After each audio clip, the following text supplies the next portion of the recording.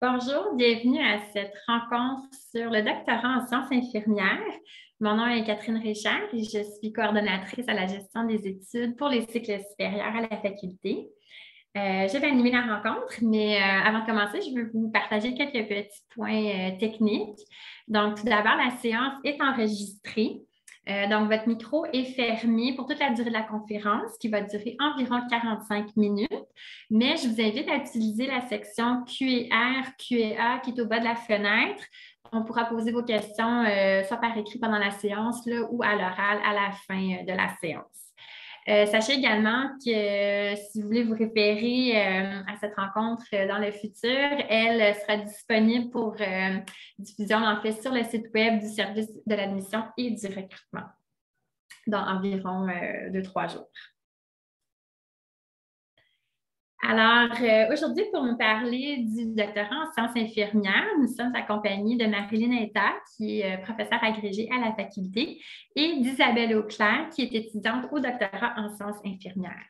Alors, Marilyn, je vous cède la parole. Merci beaucoup, Madame Richard. Bonjour. Comme j'ai été présentée, Marilyn Hayta, je suis professeure à la Faculté des sciences infirmières depuis 2006 déjà. J'enseigne au doctorat pour la première fois cette année. Donc, j'ai le plaisir de vous présenter notre programme qu'on a à la Faculté des sciences infirmières, les éléments qui le composent et qui, j'espère, pourra vous motiver à choisir notre belle faculté pour votre programme académique et vos études doctorales. Donc, tout d'abord, pourquoi choisir la Faculté des sciences infirmières au cycle supérieur? Entre autres, un des premiers points importants, c'est qu'on est la première faculté, la plus importante en fait, faculté des sciences infirmières francophones au monde. Elle a été fondée en 1962, donc ça fait plusieurs années qu'elle existe. Et on est également la première faculté à offrir le doctorat en sciences infirmières en milieu francophone. Ce que ça signifie, c'est que c'est un programme qui est très bien développé et qui est bien expérimenté, qu'on a été capable de suivre avec l'évolution du temps, de mettre à jour. Donc, un programme bien fondé, bien développé.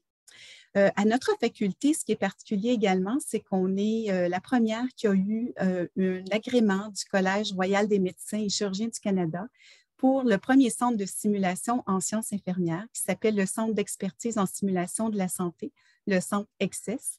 Et l'agrégation a été obtenue en 2018, ça a été tout juste renouvelé jusqu'en 2024. Et ce qu'il y a de particulier avec le centre de simulation, c'est que ça permet vraiment d'avoir une modalité d'apprentissage en simulation clinique de haute fidélité et de réalité virtuelle, donc à la fine pointe de la technologie pour assurer l'avancement des connaissances et l'acquisition des compétences à notre faculté. On a également une méthode pédagogique qu'on qualifie d'active, stimulante et diversifiée. En fait, j'ai parlé de compétences. On a vraiment les programmes à la faculté où on vise à développer les compétences. Donc, le programme académique au doctorat est bâti selon un référentiel de compétences que vous pouvez consulter d'ailleurs sur le site de notre faculté. Et on vise vraiment à développer ces compétences-là au sein du programme qui ont été mis de l'avant. Donc, on utilise toutes sortes de méthodes pédagogiques qui sont actives, comme qui est précisé, et toutes sortes d'activités qui nous permettent vraiment à vous aider et vous accompagner de façon adéquate pour aller acquérir les compétences qui sont souhaitées dans un programme de troisième cycle. Donc, pour ce faire, on a une faculté composée de 40 professeurs qui sont des différents chercheurs qui ont plusieurs expertises, en fait, différentes expertises dans différents domaines de soins, de pointe également. Donc, je pourrais en parler un petit peu plus tard de ce qui est disponible à la faculté, mais on a plusieurs professeurs avec des expertises dans de nombreux domaines. Donc, assurément, quelque chose qui pourrait peut-être rejoindre vos propres intérêts au sein de notre faculté. Excellent, merci. Donc, on voit ici une figure qui démontre en fait l'ensemble de l'expertise que nous avons à la faculté, autant en termes de domaine d'intérêt des professeurs que les orientations qu'on veut donner au projet de recherche. Donc, j'attire particulièrement votre attention sur la couleur qui est bleu pâle où on montre vraiment les domaines d'intérêt qu'on va avoir. Comme par exemple, moi, je vais me situer dans la périnatalité, néonatalité et soins de l'enfant. J'ai un domaine d'expertise très pointu sur la néonatologie, donc les nouveau-nés prématurés. Donc, c'est le domaine dans lequel je vais me rattacher. Mais on voit qu'il y a plusieurs domaines qui sont couverts par nos professeurs: diversité, santé mondiale, santé mentale, soins aigus, fin de vie et vieillissement. Et si on regarde un peu plus étroitement à gauche, à gauche de votre écran, donc ce qui est vert, on voit un peu les orientations que les projets peuvent prendre de recherche, comme on peut viser la compétence, la formation infirmière, l'organisation des soins, services de la santé, politique et application des connaissances, ainsi que intervention innovante. Je vous invite à aller au site avec l'adresse qui est précisée sur la diapositive. Vous allez pouvoir voir cette figure, l'analyser vous-même de votre côté. Et à la gauche de l'écran, sur le site direct, vous allez avoir un lien qui vous explique tous les domaines d'intérêt, les professeurs qui s'y relient. Donc, moi, je me suis affiliée à celui de la périnatalité. Mais si vous cliquez sur diversité, santé mondiale, vous allez avoir les professeurs qui ont une expertise dans ce domaine-là particulièrement. Et vous allez avoir également une définition de tous les autres aspects là, qui est démontré dans la figure en termes d'orientation, de recherche, qu'est-ce qu'on vise à la population, avec les communautés. Donc, qui permet vraiment de situer les expertises facultaires et nos orientations qu'on a également à la faculté. Je peux passer à la prochaine. Excellent. Donc, je poursuis. Pourquoi choisir la faculté au cycle supérieur?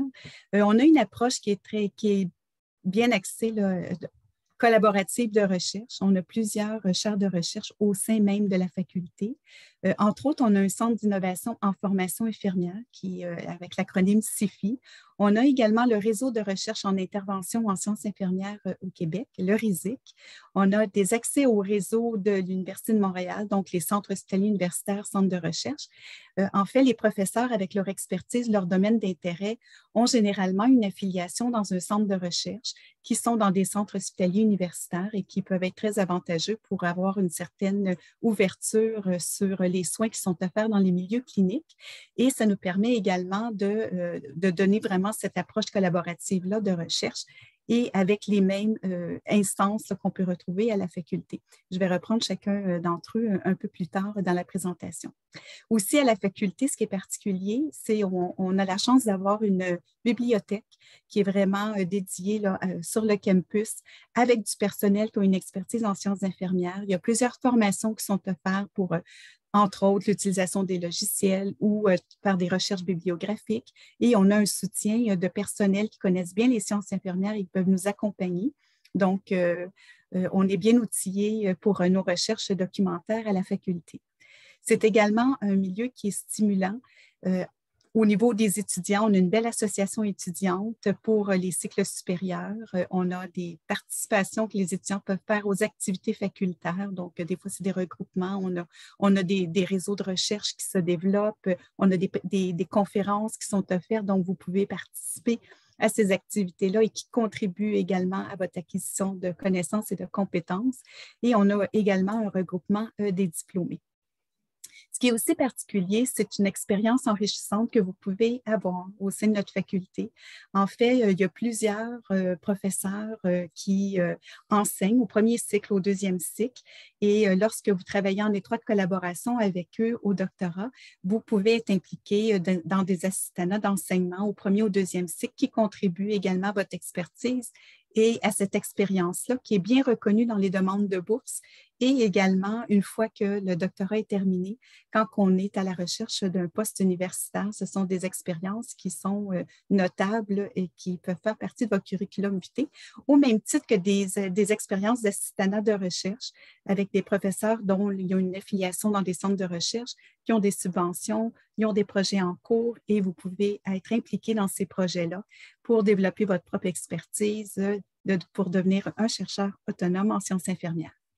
On a également du soutien qui est très notable à la faculté. On a un programme de pairs aidants qui est à même la faculté. de l'université. Je vous invite à aller consulter le site qui s'appelle le Patium. Donc, c'est avec des pairs que vous pouvez discuter et qui peuvent vous offrir un soutien. On a également le support d'une travailleuse sociale que vous pouvez communiquer et qui peut vous offrir des ressources aux besoins. Le programme Sentinelle qui peut vous donner toutes sortes d'informations sur des ressources psychologiques que vous auriez besoin. Et un dernier programme que j'aimerais mentionner pour les étudiants et étudiantes qui ont des familles, c'est vraiment, il y a un programme qui est en train de se développer à la faculté pour soutenir vraiment les parents. Donc, si vous venez rencontrer votre directeur de recherche et que vous n'avez pas de gardienne à la maison, vous pouvez amener votre enfant. On a un endroit qui va être dédié maintenant pour que votre enfant puisse rester, qui va avoir un système de gardiennage si vous voulez. Donc, tout vous accompagner finalement avec votre vie familiale et conciliation avec vos études doctorales. Donc, un mélange intéressant, en fait, un soutien intéressant pour conciliation des études et de la famille. On peut passer à la prochaine. Merci. Donc, maintenant, pourquoi qu'on choisirait le doctorat en sciences infirmières? Il y a plusieurs raisons. Donc, le but du programme est vraiment de former des infirmières chercheuses, des infirmiers chercheurs qui sont autonomes et qui, de par leur pensée critique, vont contribuer de façon significative à l'avancement des connaissances, faire évoluer la discipline et la profession. Donc, on devient un expert national et éventuellement international dans le domaine d'intérêt qu'on choisit au doctorat. Donc, plus particulièrement, on peut contribuer à l'avancement des savoirs en identifiant de problématiques de santé ou de formation ou en gestion clinique et on contribue vraiment au développement des connaissances. On veut également exercer un rôle d'influence dans le réseau de la santé. Donc, on devient des personnes avec un leadership important et on souhaite que le doctorat en sciences infirmières vous positionne en tant que leader qui a un bon rôle d'influence dans le réseau de la santé et à participer au transfert des connaissances de la clinique à la recherche. Donc, dans le fond, au milieu de la clinique, des fois, on peut identifier des problématiques qui pourraient être intéressantes à l'étudiant en recherche. Donc, ça nous permet d'avoir un transfert de connaissances. Et j'ajouterais que la recherche qu'on conduit et qu'on réalise, les résultats peuvent ensuite être utilisés pour aller être transférés dans la clinique pour justement aller guider les soins qui sont offerts à la population. Donc, vous avez sur cette diapositive ici un aperçu de la structure du programme, en fait, qui est composé de 18 crédits de cours avec 72 crédits de recherche. C'est un programme qui devrait nécessiter environ 4 à 5 années à temps complet d'études. Et là, ce qu'on vous montre, en fait, c'est vraiment un peu le déroulement de comment les cours sont suivis. Donc, on peut voir au premier trimestre, à l'automne, que le premier cours qui est le SOI 7000, Philosophie des sciences infirmières, qui est combiné avec le SOI 7003, Synthèse des connaissances, et le SOI 7004, qui est un séminaire de recherche. Donc, ces 3 cours-là, qui totalisent un total de 7 crédits, sont offerts au premier trimestre à l'automne, suivis par la suite au deuxième trimestre à l'hiver du cours de méthode de recherche en sciences infirmières et du deuxième séminaire de recherche qui se poursuit aussi à l'été. Et à l'hiver, vous avez aussi un cours à option à choisir de 3 crédits. Ensuite, troisième trimestre donc, qui complète la première année au doctorat. Dernier cours, le SOI 7011, qui est formation et leadership en sciences infirmières, ainsi que le dernier séminaire de recherche 3, qui se poursuit également à l'automne pour un total de 4 crédits à l'été. La deuxième année, on débute l'automne, qui se trouve être le 4e trimestre du programme, avec une préparation à l'examen général de synthèse qui se réalise généralement à l'hiver au cours du 5e trimestre. Et après l'examen général de synthèse ou de façon concomitante, il y a une préparation qui se fait au comité d'approbation du projet de recherche doctorale qui devrait être réalisé au cours du 6e trimestre, donc à l'été, au comité d'approbation. Donc, au bout de la deuxième année, vous devriez déjà débuter votre recherche, à collecter les données et débuter votre recherche qui composerait les dernières années par la suite du programme académique. Prochaine acétate. Merci. Donc, il y a 3 options qui s'offrent dans le programme de doctorat, soins et santé, où on a vraiment l'accent qui est mis sur le renforcement du leadership infirmier au sein de la profession et au sein du système de santé. Donc, on veut développer des connaissances et on veut contribuer à l'avancement des connaissances en sciences infirmières et particulièrement dans ces domaines. On a également l'option de l'administration des services de santé qui, de façon en utilisant de la recherche appliquée en administration des services, en services de santé infirmiers, on contribue à l'avancement ou au transfert des connaissances pour toutes sortes de problématiques qui sont liées à la prestation des services infirmiers et pour l'orientation des politiques de santé. Dernière option, formation en sciences infirmières, où on peut contribuer à la recherche en formation infirmière, plus spécifiquement les approches, les programmes et les stratégies éducatives qui composent le programme le développement des compétences infirmières pour une pratique qui va être de qualité optimale. Donc, les 3 options sont à choisir au départ dans l'inscription dans le programme de doctorat. Et qu'est-ce qui la particularité de ces options-là, c'est le cours au choix que je vous ai présenté dans le programme qui arrive au 2e trimestre de la première année. Tout dépendant de l'option que vous choisissez, il y a des cours qui sont offerts différemment selon l'option qui a été décidée au départ. Donc, quels sont les critères d'admission pour être admis à la faculté? En fait, il faut être titulaire d'une maîtrise en sciences infirmières avec une préparation en recherche ou l'équivalent.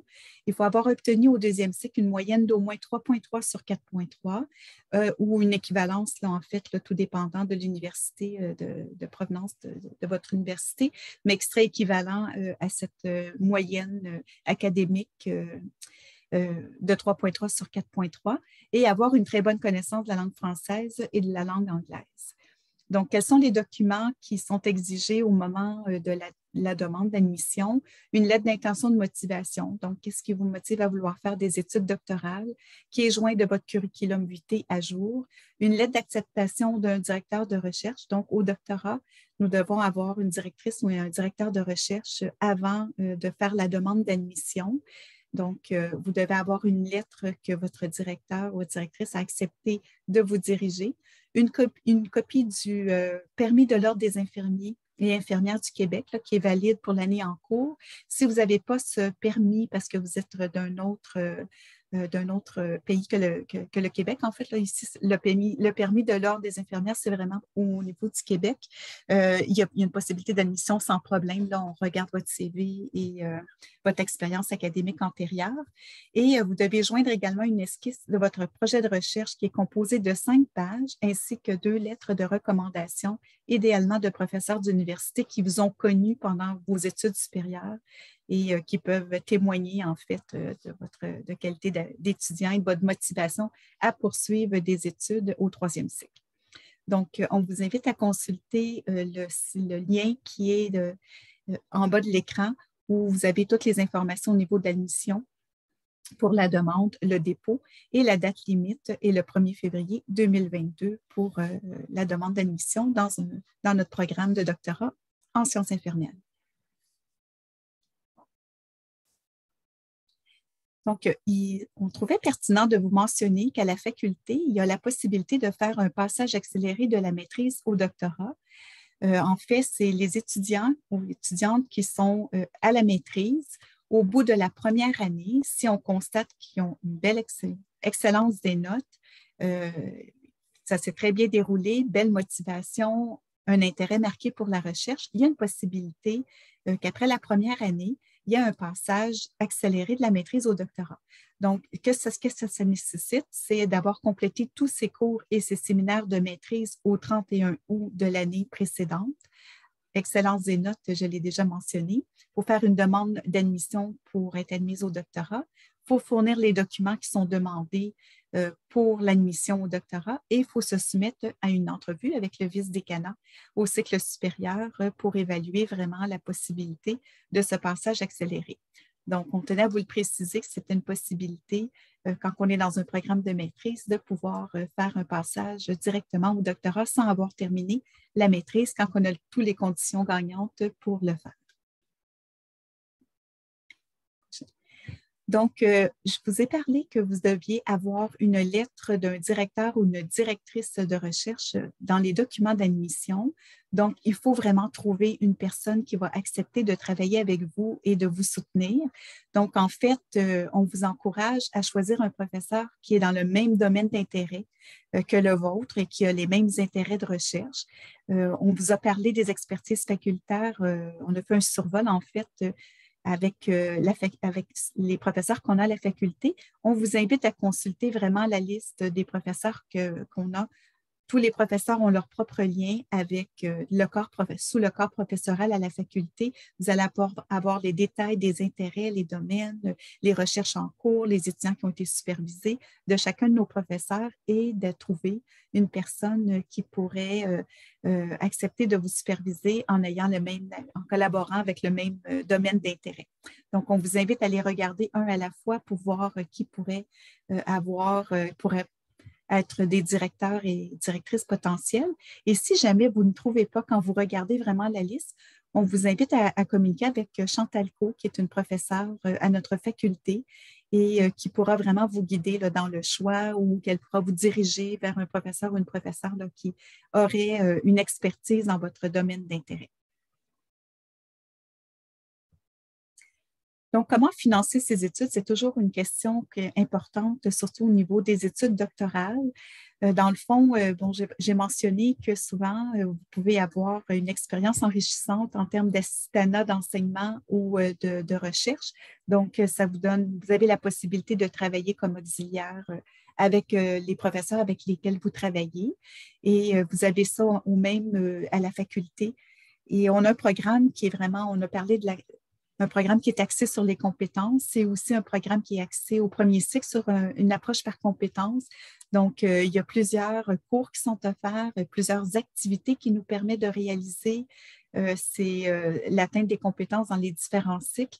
Donc, vous avez vraiment la chance de pouvoir être impliqué autant en enseignement que dans les différents projets là, des professeurs avec le professeur, la professeure avec qui vous travaillez, mais ça peut aussi être dans un autre cours d'un autre professeur. Donc, il y a une possibilité très vaste de pouvoir avoir ces expériences-là et qui vous donne en même temps une rémunération qui peut être intéressante pour soutenir vos études. Il y a aussi la possibilité de faire un montage financier avec votre directeur, votre directrice de recherche, à discuter avec la personne avec qui vous communiquez, voir les possibilités. Des fois, ça peut être avec l'affiliation, avec le centre de recherche auquel votre directeur, votre directrice est affilié. Parfois, ça peut être au sein de leur propre charte de recherche qu'ils peuvent détenir. Donc, il y a toujours une possibilité de faire un montage financier. On vous encourage de en discuter avec la personne que vous choisirez pour vous accompagner. À l'admission, il y a une bourse de 10 000 qui est généralement remise à l'inscription à la faculté aux étudiants qui débutent des études doctorales. On offre un premier 5 000 lors du premier trimestre et si tout se passe bien et que vous poursuivez vraiment pour le deuxième trimestre avec une belle réussite, il y a un deuxième versement de 5 000 qui est donné à ce moment-là pour un montant totalisant 10 000 pour vous soutenir lors de votre première année au doctorat. Il y a différents concours de bourses. À la Faculté des sciences infirmières, on en a plusieurs. On a beaucoup de soutien philanthropique, donc différentes bourses qui existent à ce niveau-là. On vous met les liens où vous pouvez consulter aussi les autres bourses qui existent aux études supérieures postdoctorales. Donc, à l'Université de Montréal, il y a la possibilité de pouvoir appliquer là, sur différentes bourses possibles. Des fois, c'est directement dans le domaine d'intérêt. Parfois, c'est un peu plus général, tout dépendant du programme ou du niveau d'études. Mais c'est des beaux sites à les consulter et de voir les possibilités. Particulièrement en sciences infirmières, on a l'Ordre des infirmiers et infirmières du Québec qui fait une affiliation avec les universités pour offrir des bourses de soutien au niveau doctoral. Il y a le réseau de recherche en intervention en sciences infirmières du Québec dont j'ai parlé précédemment comme étant une ressource intéressante à la faculté où on peut aussi obtenir une certaine forme de financement, que ce soit une bourse d'études ou un soutien financier pour la réalisation de votre projet doctoral. Les deux sont possibles au sein du RISIC. Le Centre d'innovation et formation infirmière offre également des bourses pour les étudiants. Et nous avons de différents professeurs à la faculté qui ont des chaires de recherche, une chaire de recherche en soins infirmiers à la personne âgée et à la famille, une chaire de recherche sur les nouvelles pratiques de soins infirmiers et une chaire de recherche Marguerite Dioville d'intervention humaniste en soins infirmiers.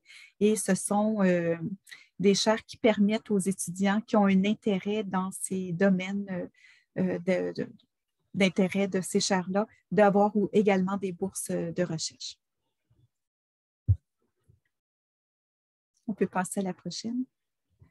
Donc, pour vous donner un aperçu de comment c'est possible de financer les études au niveau du doctorat, en fait, on vous présente ici deux graphiques. Celui que vous voyez à gauche, c'est un financement annuel moyen au cours des 5 dernières années.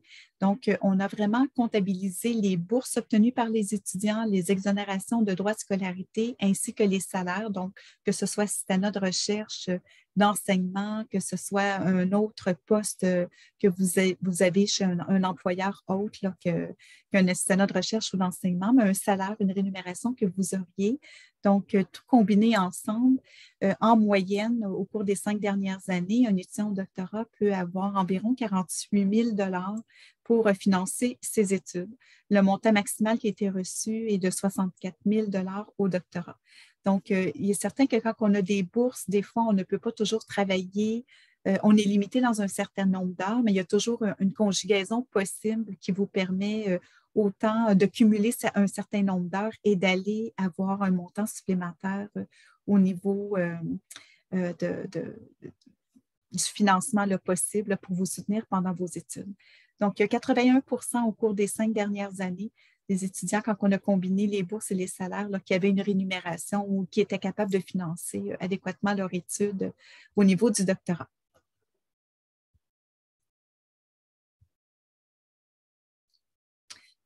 Donc, si vous avez des questions, on pourra lui répondre à la fin de la présentation ou vous pouvez les mettre dans le chat comme a été présent, comme Mme Richard l'a précisé au départ. Mais on vous invite également à consulter les liens qui sont précisés. Donc, la Faculté des sciences infirmières. On a Mme Daou qui est responsable à la gestion des études qui peut répondre également à certaines de vos questions. Le technicien en gestion des dossiers étudiants, le TGDA, que nous avons à la faculté, qui est une autre personne à laquelle vous pouvez communiquer pour poser des questions. Vous pouvez aussi communiquer avec nous. On peut se rencontrer via Teams pour répondre à vos questions de vive voix. Et on vous invite également à consulter le service de l'admission du recrutement qui, de façon plus générale, peuvent répondre à certaines de vos questions au besoin. Donc, j'espère avoir fait une belle présentation de notre faculté qui est un milieu très enrichissant et qui accompagne bien, en fait, de façon très pertinente les étudiants dans des réussites d'études doctorales. Donc, merci beaucoup de votre attention et bienvenue chez nous. Merci beaucoup, Madame Aïta. Donc, en fait, maintenant, j'aimerais présenter Isabelle Auclair, qui est étudiante justement au doctorat.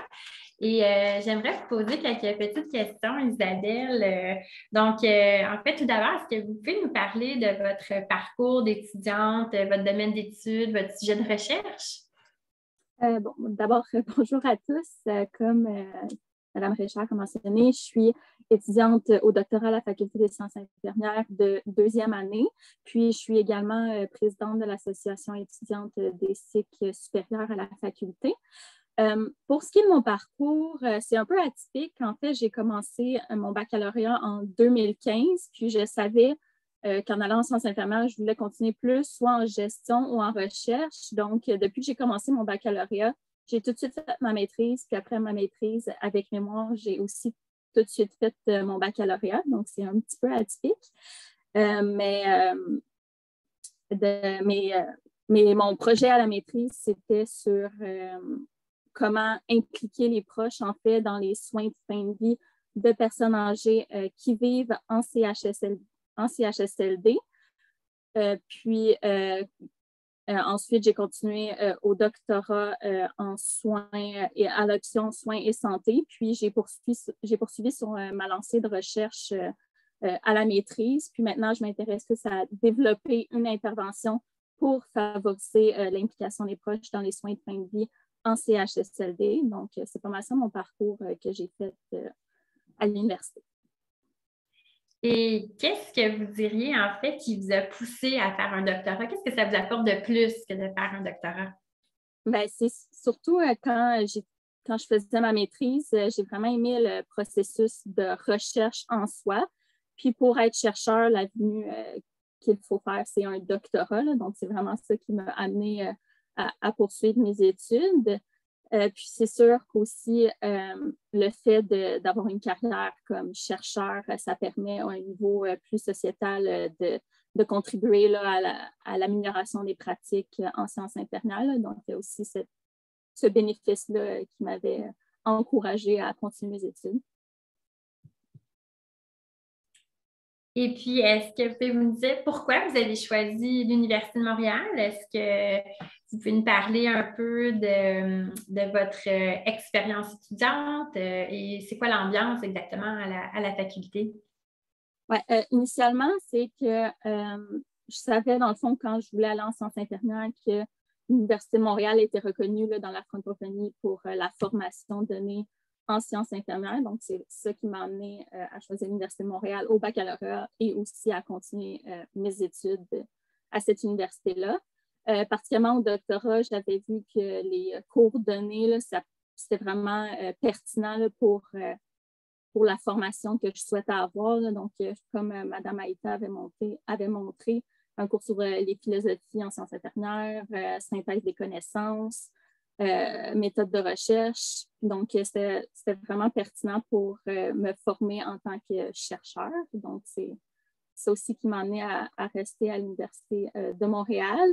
Puis, je dirais que la dynamique étudiante, j'ai remarqué, premièrement, avec mon rôle comme présidente de l'association, qu'il y a beaucoup d'initiatives faites là, par les membres de la faculté pour répondre à nos besoins, que ce soit des activités où est-ce qu'on peut échanger comme étudiants, s'assurer que les cours, ils nous demandent beaucoup notre perspective sur est-ce qu'on peut l'optimiser, commencer. Donc, j'aime vraiment ce lien étroit qu'on a avec les membres de la faculté.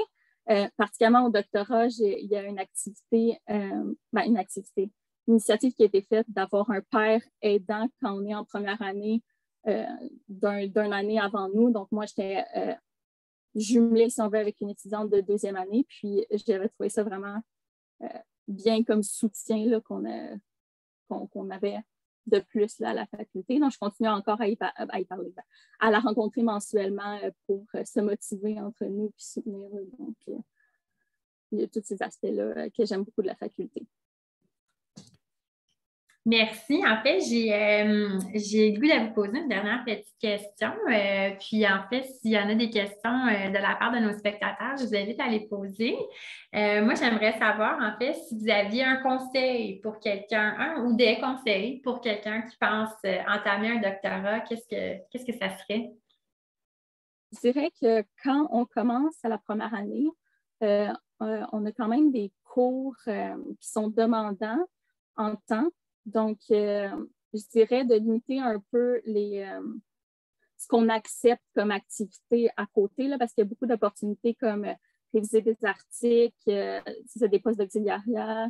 Donc, il y a beaucoup d'opportunités qui sont en lien avec la recherche, mais il faut aussi s'assurer que ce qu'on accepte, ça ne va pas demander trop de temps qu'on négligerait nos cours parce que c'est vraiment important d'avoir des bonnes notes au cours pour justement les demandes de bourse et tout. Là. Donc, cette conciliation-là avec le travail ou juste les activités de recherche qu'on accepte, que je dirais de peut-être modérer.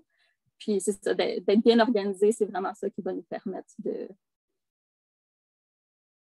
répondre à ces travers-là. D'accord. Sinon, oui. OK, je me demandais s'il y avait un autre conseil qu'on voulait ou j'en avais pas particulièrement d'autres, mais si jamais vous avez des questions précises, n'hésitez pas à m'en poser aussi. Là. Bien, merci beaucoup, en fait. Donc, ça fait le tour de notre présentation. Je vais juste terminer là, en partageant, en fait, une dernière fois là, les ressources pour répondre aux questions si nécessaire, s'il y a lieu. Alors, encore une fois, je vous partage le site web de la Faculté des sciences infirmières, Isabelle Daou, qui est responsable à la gestion des études et aussi un technicien en gestion des dossiers étudiants là, qui peut répondre à vos questions. On peut faire des rencontres par Teams aussi. Des fois, c'est plus convivial là, pour parler, pour avoir des réponses un peu plus claires. Et si vous avez des questions là, sur le processus d'admission, le service de l'admission et du recrutement est aussi disponible pour répondre à toutes vos questions dans le cadre du processus. Ils sont disponibles au téléphone, par clavardage, etc. Donc, je tiens à vous remercier grandement, Mme Aïta et Madame Auclair, pour votre participation. Ce fut d'un grand intérêt. Et voilà, donc, chers étudiants, n'hésitez pas à nous contacter s'il y a quoi que ce soit. Et bref, je vous remercie de votre attention et j'espère qu'on pourra compter sur vous pour être dans notre cohorte de l'automne 2022.